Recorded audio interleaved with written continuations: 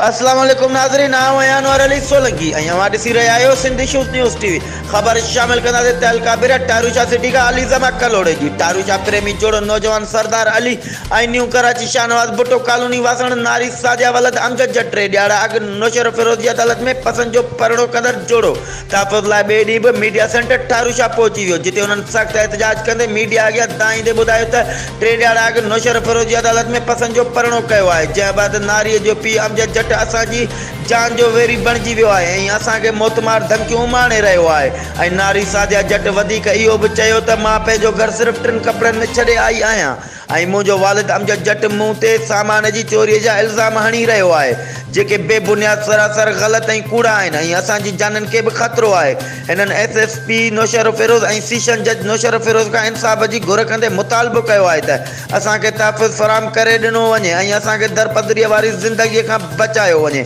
वधीक ख़बरुनि ऐं अपडेट्स लाइ ॾिसंदा रहो सिंधी शूज़ न्यूज़ टीवी।